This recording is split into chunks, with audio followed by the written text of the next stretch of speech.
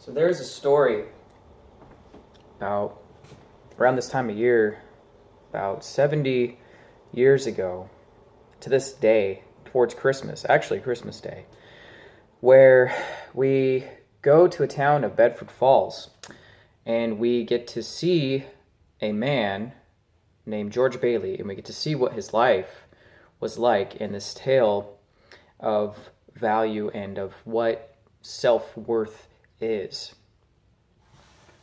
And it's based off of this movie called It's a Wonderful Life. And really the concept of this movie and this walk through this man's life, we get to see that this guy had big dreams and dreams to travel and to work in architecture and work with skyscrapers and to build buildings as tall as the Empire State Building, like in New York at this time, and to go and travel to unsung countries, to go see uncharted territories and such around the world, overseas, and to travel by boats and planes. I mean, this guy had big plans to wipe this crummy little town off of his feet and to go see the world. Unfortunately for George, it didn't happen.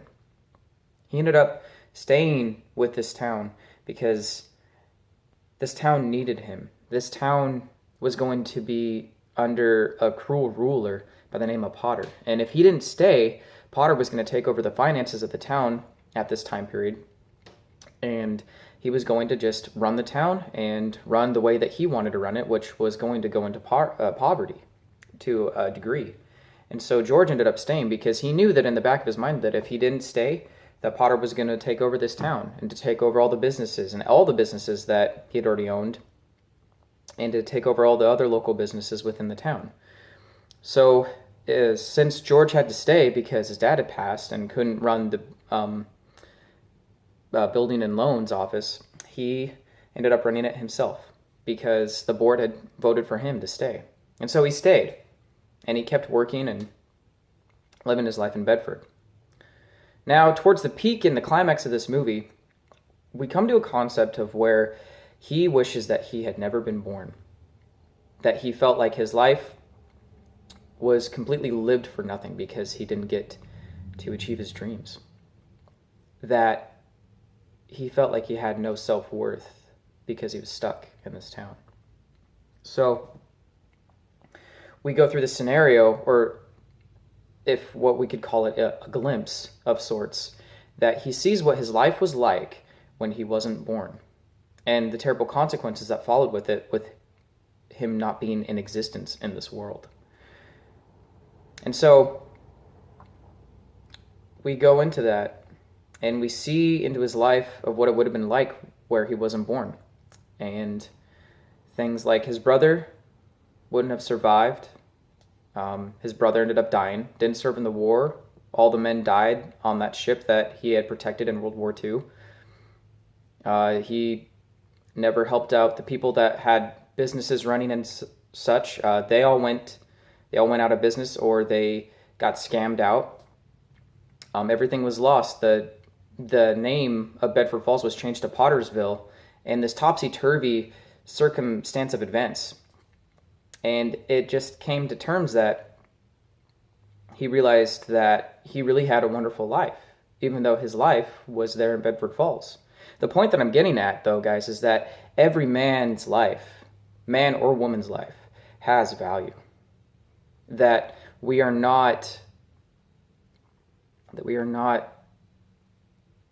inadequate by any means. That everything that we do, the people's lives that we touch, as we're living our own lives or as we're working towards our dreams, has meaning to a degree.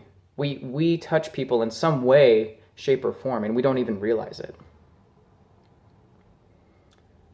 A man is not a failure who has friends. And so, with that, George comes to realize that he really did have a wonderful life through this glimpse.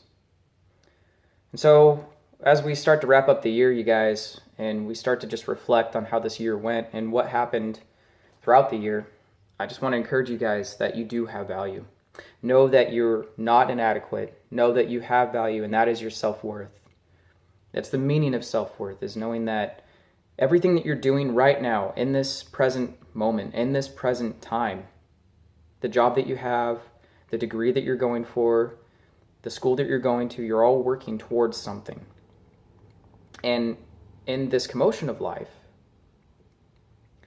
you run into people, whether it's your professors, whether it's girlfriends or boyfriends, whether it's your family or your friends, you're touching them in certain ways that you don't even know. And with that, you start to leave a legacy of who you were and who you are when you pass on. And so I just want to encourage you guys at this time, this Christmas, just be thankful, for what you have and where you're at in life. Know that your life has meaning. Know that your life has value, even if it feels like you don't have value right now. Maybe even with the job that you're working right now isn't the job that you want to be working at. Maybe you want to be working the career of your dreams that you have ahead of time in the next 5-6 years. It could be 20 years. I don't know. Just realize that the steps that you're taking right now, they are valuable and they will lead into that eventually.